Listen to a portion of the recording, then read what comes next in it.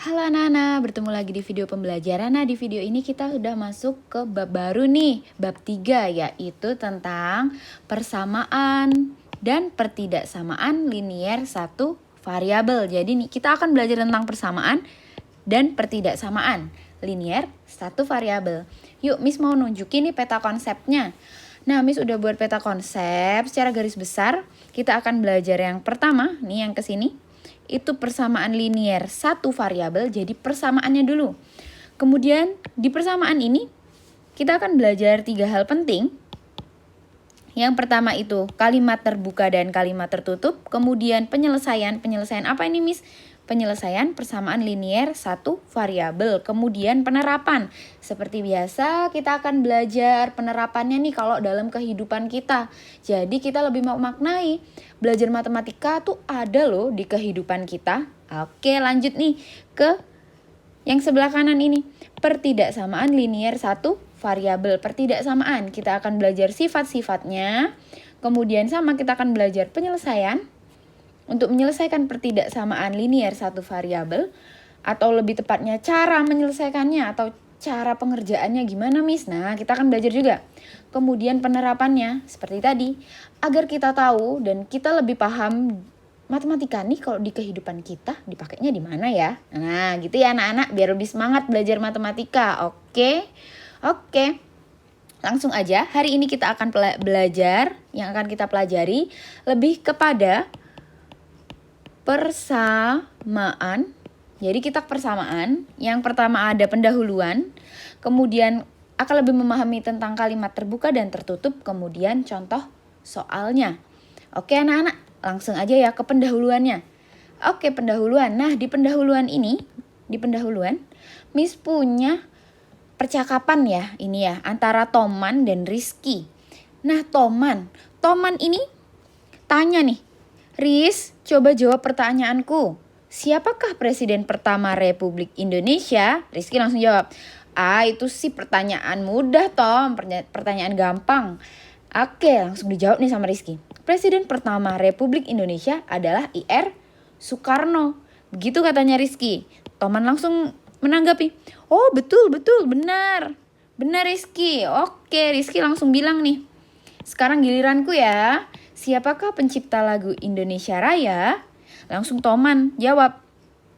Setauku nih pencipta lagu Indonesia Raya adalah Kusbini. Oke, Kusbini. Terus langsung Rizky. Jawabanmu salah Tom. Bukan Kusbini loh. Oke, lanjut yuk ke percakapan selanjutnya. Kemudian Rizky tetap nyoba nih. Mau tetap tanya nih karena tadi salah ya jawabannya Toman ya. Coba kalau matematika, kamu kan jago matematika Toman. Oke, ini pertanyaannya. Suatu bilangan jika dikali 2 kemudian dikurang 3 menghasilkan 7.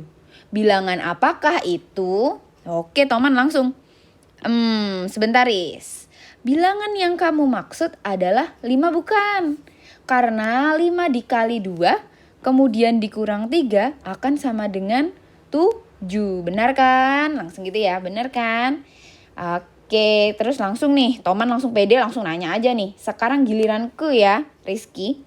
Suatu bilangan jika dikali oleh 2/3 kemudian dikurangi oleh 2 kalinya dan dikurangi 1 sama dengan 7. Bilangan berapakah itu? Langsung Rizky. Aduh, kok susah banget sih Toman? Aduh, oke, saya akan tebak jawab ya. Oke, saya tebak bilangan yang kamu maksud adalah 6. 6 dikali 2/3, kemudian dikurangi oleh 2 kali 6, dan dikurangi 1, hasilnya 7. Bagaimana? Tebakanku benar kan? Terus Toman langsung jawab. Hampir benar, tapi jawaban yang benar adalah negatif 6. Oke, nah di sini udah tahu nih ada percakapan Toman dan Rizky. Oke, percakapan ini maksudnya apa ya kalau mau dibawa ke pelajaran kita hari ini?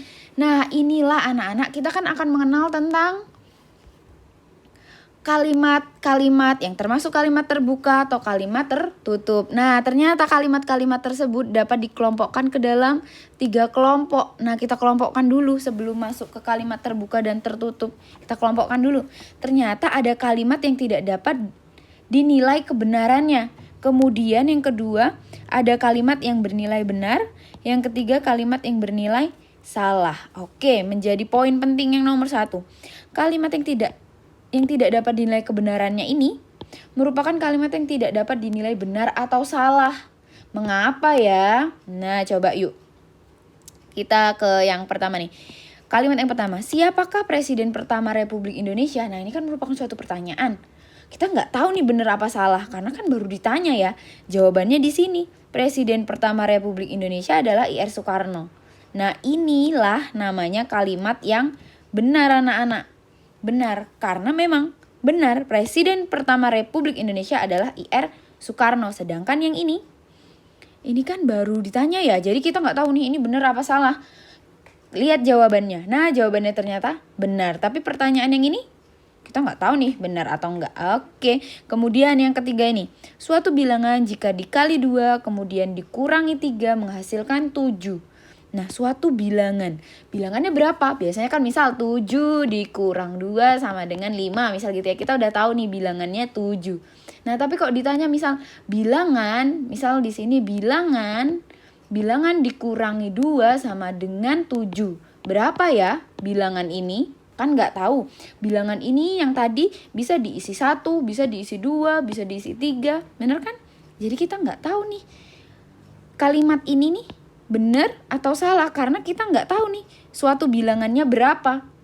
Bilangannya itu bisa 1, 2, 3 kan kita nggak tahu ya. Nah, jadi tidak dapat dinilai benar atau salahnya. Oke, langsung aja nih. Setelah kita kelompokkan gini, kita akan lihat nih yang mana ya. Di sini ada kalimat bernilai benar, kalimat bernilai salah, terus ada kalimat yang tidak bisa dinilai kebenarannya. Oke, langsung aja yuk kita masuk ke intinya nih, kalimat terbuka dan kalimat tertutup. Nah, di sini Miss kasih contoh lagi kalimat, ada 5. Yang pertama, hasil kali 4 dan negatif 2 adalah 8. Bener gak? 4. Oke, 4 dikali negatif 2 sama dengan negatif 8. Bener gak? Oke, ini ternyata kalimat benar atau kalimat yang bernilai benar. Kemudian, yang kedua, terdapat 3.800 detik dalam 1 jam. Ini benar gak ya? Oh, ternyata ini salah karena 1 jam itu berapa detik anak-anak? Ya, 1 jam itu 3.600 detik. Yang benar ya. Ini yang benar. Berarti kita tahu nih kalau kalimat kedua ini adalah kalimat yang bernilai salah. Begitu ya anak-anak ya. Oke, kemudian yang ketiga. Segi 5 beraturan memiliki 5 sisi. Benar nggak nih? Benar, berarti kalimat yang bernilai benar. Kemudian nomor 4, 2 adalah bilangan prima terkecil dan merupakan bilangan genap. Benar nggak nih? Bener dong Miss. Oke, berarti pernyataan atau kalimat yang bernilai benar. Oke, lanjut. Yang terakhir, tahun 2020 adalah tahun kabisat. Tahun kabisat itu apa anak-anak? Ya, tahun kabisat itu bisa kita artikan tahun yang habis dibagi 4 atau tahun yang memiliki jumlah hari 366. Karena apa? Bulan Februari ada 29 hari. Oke. Gitu ya, ternyata 2020 bisa dibagi 4 kan ya anak-anak, untuk memudahkan kita tahu itu kabisat atau bukan. Iya, ternyata ini kalimat yang bernilai benar. Nah, kok kalimatnya yang pertama itu benar, yang kedua itu salah, yang ketiga itu benar, keempat benar, kelima benar. Miss lambangkan kalau benar B, kalau salah S gitu ya anak-anak ya. Benar atau salah nih kalimatnya Miss? Nah, di sini yuk kita lihat. Nah, coba dibaca anak-anak. Dalam hati ya, di sini Miss bacakan ya. Kalimat yang dapat dinyatakan benar saja atau salah saja dan tidak kedua-duanya. Maksud tidak kedua-duanya gimana? Gini, nah yang nomor 1 kan benar. Nomor 2 salah. Jadi nomor 1 tuh bukan benar atau salah. Atau benar dan salah. Bukan, jadi harus dipilih salah satu. Kalau kalimatnya menyatakan benar, nyatakan kalimat tersebut benar. Kemudian kalau kalimat itu salah, nyatakan kalimat itu salah. Nah, begitu ya anak-anak ya. Bukan kedua-duanya. Oke, disebut apa? Dengan kalimat tertutup. Kenapa kalimat tertutup? Tertutup dong Miss, karena kita langsung tahu nih kalimat yang pertama, misal kalimat pertama itu kalimat yang bernilai benar. Ya udah tertutup ya, berarti itu memang benar. Benar adanya kalimat seperti ini. Kemudian yang ini benar adanya Miss. Kalau kalimat ini salah, ya jelas dong Miss. 1 menit itu ada 60 detik. 1 jam ada 60 menit. Ya kalau mau 1 jam dijadiin detik, ya harusnya jawabannya 360 dong kalau yang benar. Nah, yang salah pun tetap ini anak-anak, namanya kalimat tertutup, tapi yang bernilai salah. Begitu ya.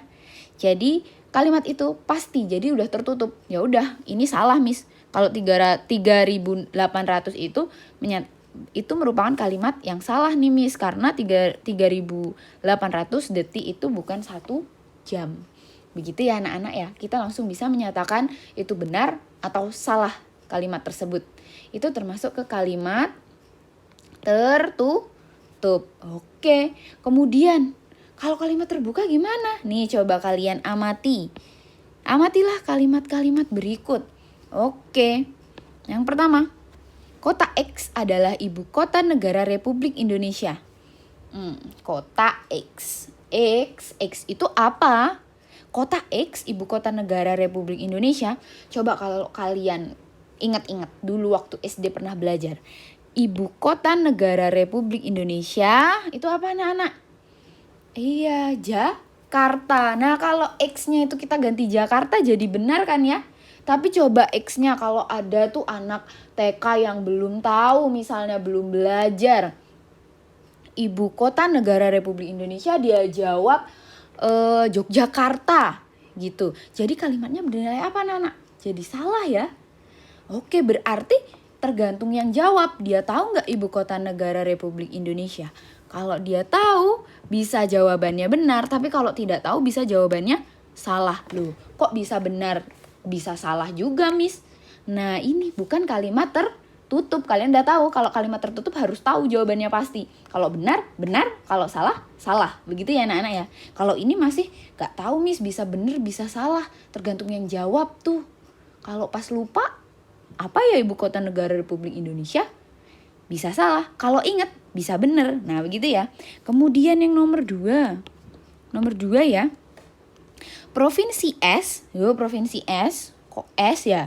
Terletak di Pulau Sulawesi. Ini gambar pulaunya.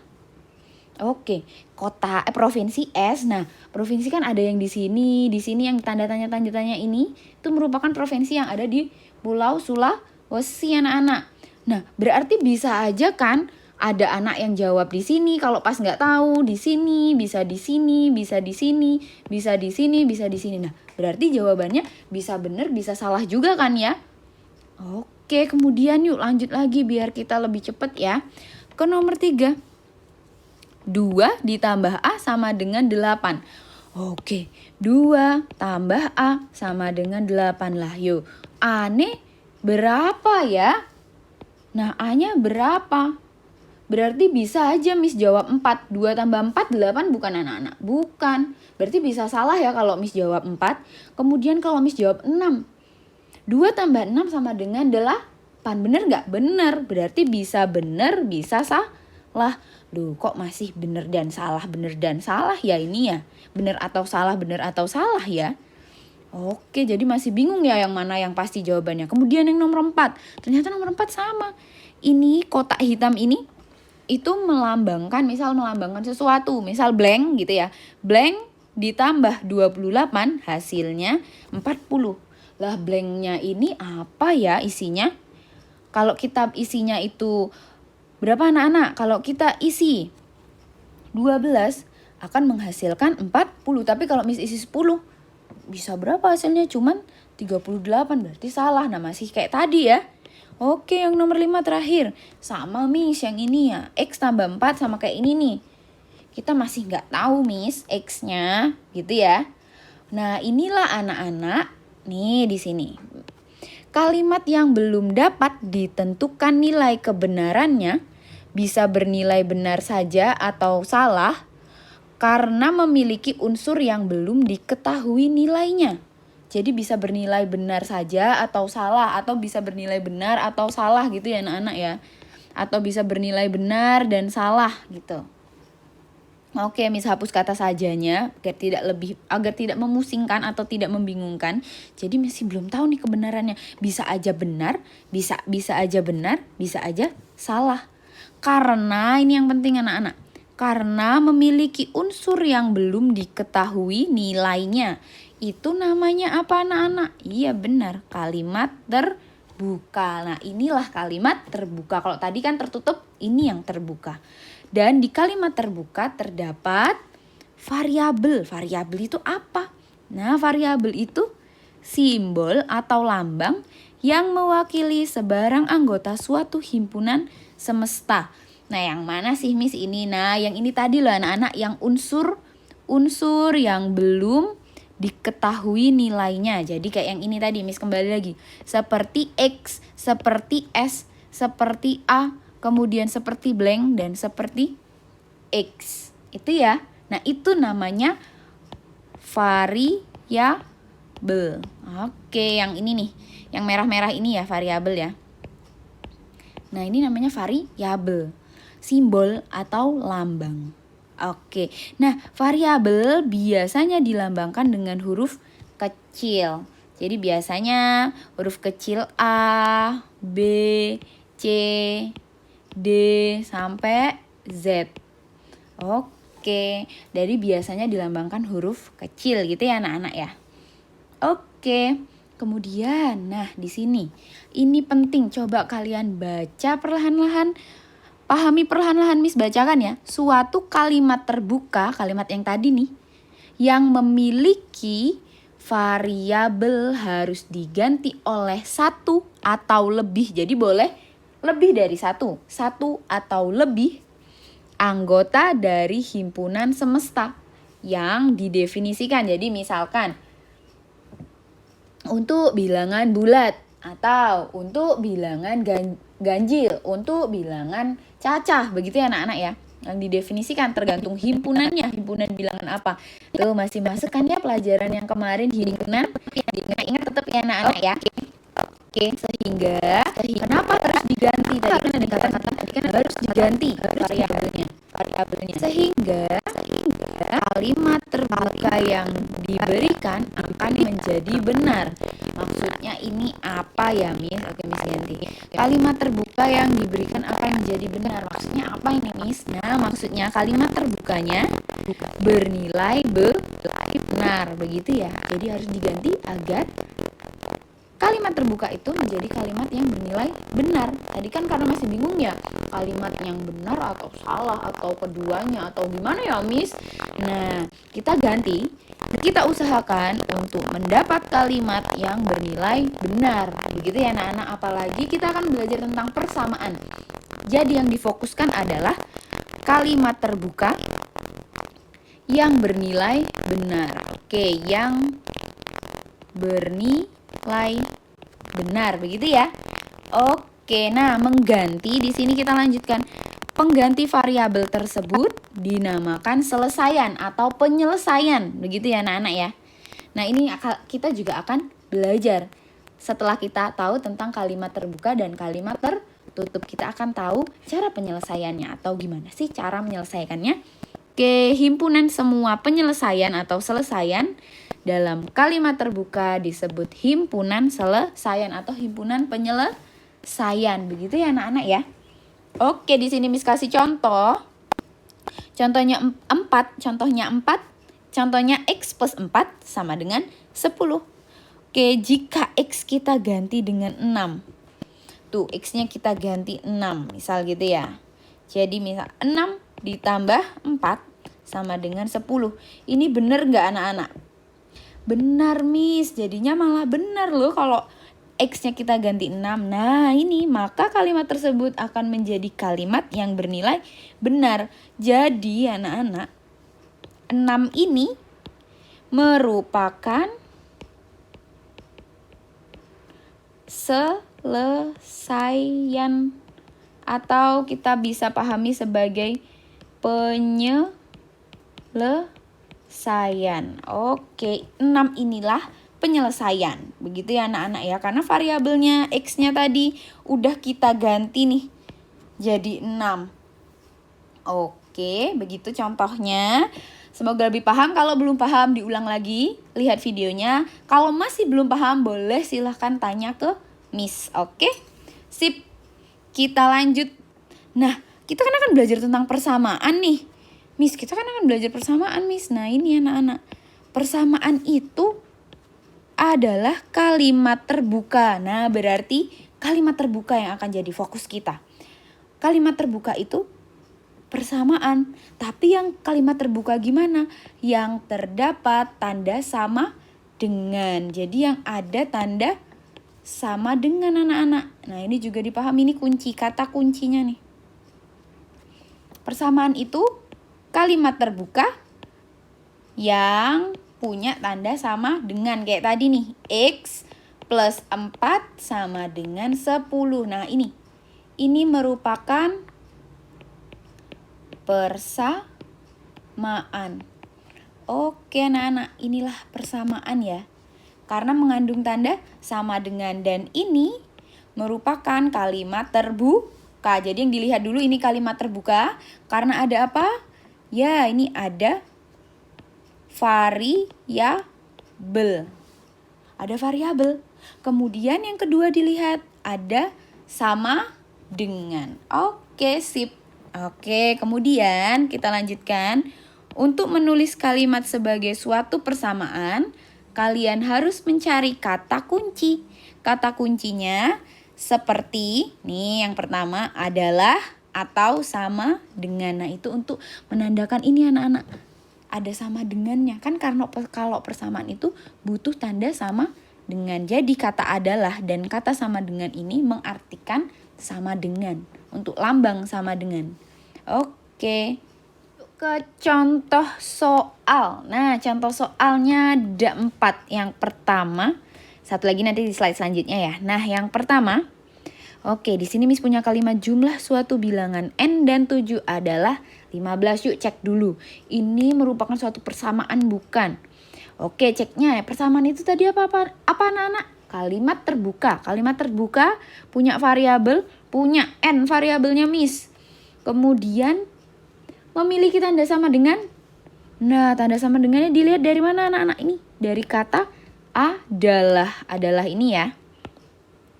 Oke, kata adalah ini penting. Karena adalah akan menandakan sebagai sama dengan kalau kita sudah bentuk kepersamaan. Jadi, kita kalau bentuk langsung gini ya anak-anak ya. N plus 7 sama dengan 15. Plusnya dapat dari mana, Miss? Dapat dari sini nih, jumlah. Ada kata-kata jumlah. Jadi jumlah dari N sama 7 nih. Adalah ini 15, tinggal tulis 15-nya. Oke, jadi persamaannya seperti ini ya anak-anak ya. Oke, N plus 7 sama dengan 15. Kemudian, nah yang ini. Selisih bilangan Y dan 7 adalah 3. Ada kata-kata adalah. Kemudian punya variabel. Oke, ini bisa menjadi suatu persamaan. Minnya dapat dari mana, Miss? Nah, dapat dari kata-kata selisih. Nih anak-anak, tadi kan jumlah. Kalau jumlah ya plus. Kalau selisih ya dikurang gitu ya. Oke, jadi persamaannya jadi Y dikurang 7 sama dengan 3. Itu persamaannya ya anak-anak ya. Oke, lanjut ke nomor 3. Nomor 3, kita punya kalimat hasil kali bilangan G dan 5 sama dengan 30. Nah, di sini ada kata-kata sama dengan. Oke, berarti bisa dibuat bentuk atau lambang sama dengan. Kemudian punya variabel, punya dong Miss. Oke, jadi ini bisa dibentuk menjadi suatu persamaan. Oke, anak-anak. Oke, kok di sini nulisnya 5G sih, Miss? Nih 5G. Iya dong, 5G karena ini ada kata-kata hasil kali. Hasil kali berarti G kali 5 atau 5 kali G. Jadi 5. Oke, Miss tulis ini 5G atau G5 itu sama anak-anak. Kok Miss nulisnya kayak 9 ya?